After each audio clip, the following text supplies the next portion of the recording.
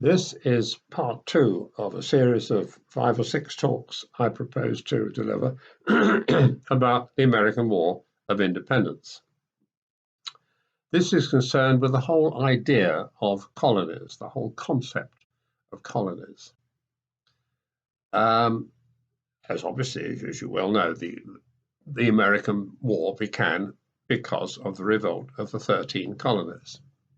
The war is special to the 13 colonies. As I said in the first talk, it's special because it gave birth to the United States of America, the greatest democracy on the face of the earth. So to all those people who live in America, it is more than just special. It is unique. I can't say more than that. It's unique.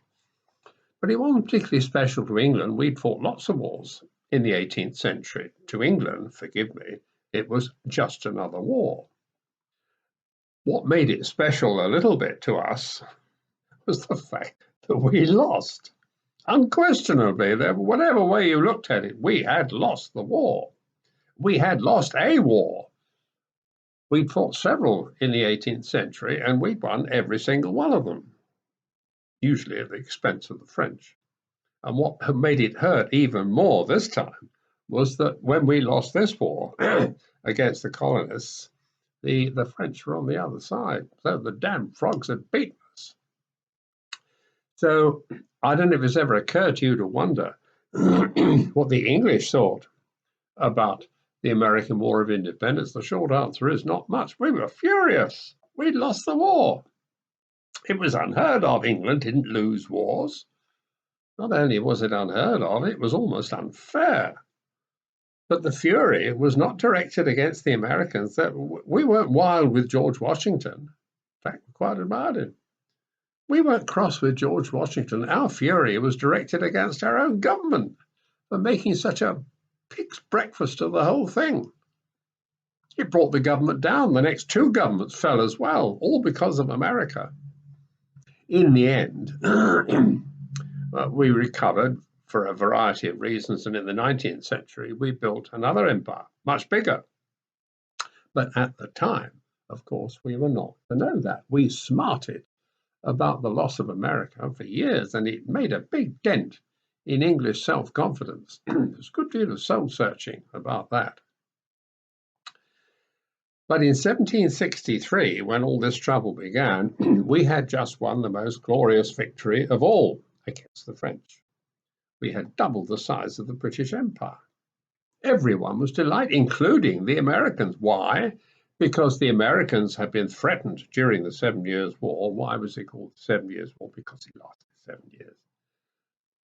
The Americans had been threatened right through the war by the French, who wanted to control North America, and of course by the Indians. I must explain here, nothing sinister is implied by the use of the word Indian. One uses the word, or I use the word Indian here, because that's what they were. That's what people called them. In the same way, if you spoke to an American today and called him a colonist, he might be a bit offended. But that's what they called them in the 18th century, because that was what they were. And people called Indians Indians, even though it was wrong, because that was how they were called. That's how everybody knew them. No superiority implied, no insult, no nothing. We called them Indians because that was their name. There was a Boston lawyer called James Otis who expressed the great delight, the euphoria, the pleasure, everything, any adjective or noun you like. He expressed what Americans were feeling. They were cock-a-hoop. He said, "What God in his providence has united, let no man pull asunder." He meant the 13 colonies. They had all been saved by the British from a fate worse than death at the hands of the French and the Indians.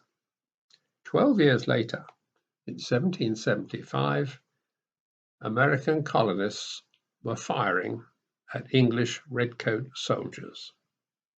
Why? We've got to begin to explain this by going right back to talk about the whole idea, the whole concept, as I said, of colonies. What were colonies? Colonies were an investment by European power There was a part of the world which one of their explorers had discovered. They discovered that there were some very useful resources there, usually a crop of some kind. I mean, it began way, way back in the 16th century with the Spice Islands. The spices were absolutely vital to the European food system to stop food tasting bad. Later on, other parts of the world produced valuable things like cotton or sugar or tobacco or whatever. So it was felt that it might be a good idea, it might be profitable to set up a local organization in the area where this particular product was developed. The English government or the other European government, whoever was founding the colony, would set it up, would provide security, would provide possibly troops to defend it as well, and any local inhabitants who might be ill-disposed towards it. Hardly surprising they didn't like their country being taken over. They provided justice, they provided administration, all the usual things that governments provide. So the home government naturally expected a return on their investment. And if there was a product coming from that colony, it was expected that that product, sugar, cotton, tobacco, whatever, would go to England. It might go on further afterwards, but it would go to England first, where it would be handled by English merchants who would then dispatch it to further destinations, either in England or anywhere in the world. In so doing, of course, these English merchants took their middleman profit. Again, it was a good little earner. And they did it too with English ships and with English crews. They weren't going to pay somebody else to make a profit out of these English commodities.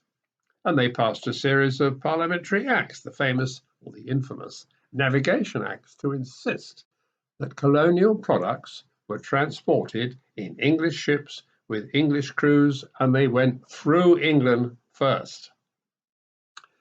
And that was the system, started in the 17th century and persisted, went on right through the early and the middle 18th century. But of course, life does not stand still. American merchants were beginning to make money out of this trade, out of either sending it across or more likely growing it in the first place, producing it. And some American merchants, as the 18th century continued, started to do very well. And like any merchant who begins to do well, naturally, being human, he wants to do a bit better. And he soon tumbled to the idea that if he could send his goods not through England and pay rates and taxes and custom duties and all the rest of it to go through England, if he could send it direct to the ultimate destination, wherever that might be, he'd make even more money. He wouldn't have to pay the middleman. He could run the journey himself, run his own ships, run his own crews, produce it for a low price here and sell it for a heavy, high price over there.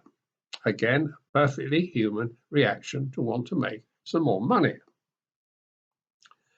But of course, the English didn't see it like that.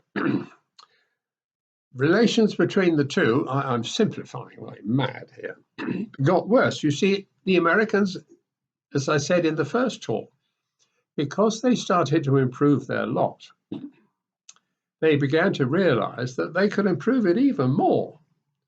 If you've got nothing, you don't look forward to becoming a rich man. But when you've got a little bit of money, you start looking forward to making a bit more. And American merchants, many of them in the east coast of North America, were beginning to develop quite comfortable lives. They built posh homes. They started importing very expensive furniture from England, grandfather clocks and pianos. They started drinking French wine. They started employing a lot of servants. They started smoking a lot of pipes.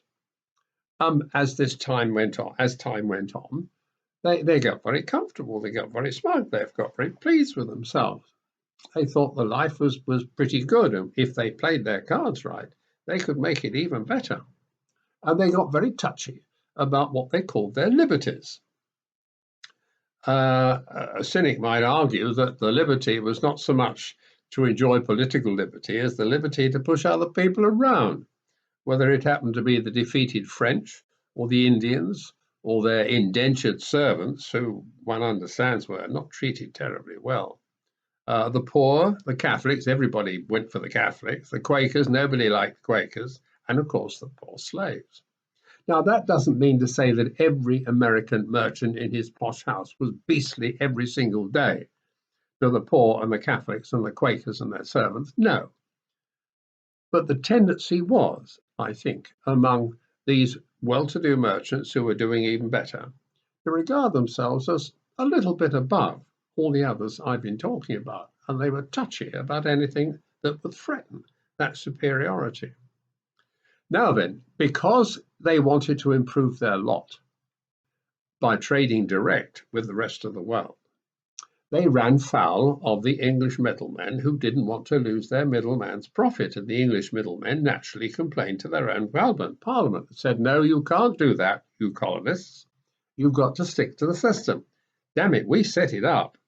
We paid for you. We protect you. We saved you from the French and the Indians. You've got to let us run the show. And the Americans increasing, again, I'm simplifying like mad, the Americans began to find the rules more and more oppressive. And they were losing money. The balance of trade was running against them. As you know, if you've got more money going out than you have coming in, you've got trouble. And it was going to get worse. And the English didn't seem to be able to understand it, or more likely, even willing to understand it. The Americans said, in effect, at the end, that the rules were impossible. The British said, I'm sorry, that is the system. They are the rules. Keep the rules. And it got to the stage, of course, in the end, when the Americans said, damn the rules. And smuggling became a national pastime. For the English, they were presented with a problem which was pretty well insoluble. How do you police 1,500 miles of coastline when it's 3,000 miles away? I'll talk more about that next time. Bye.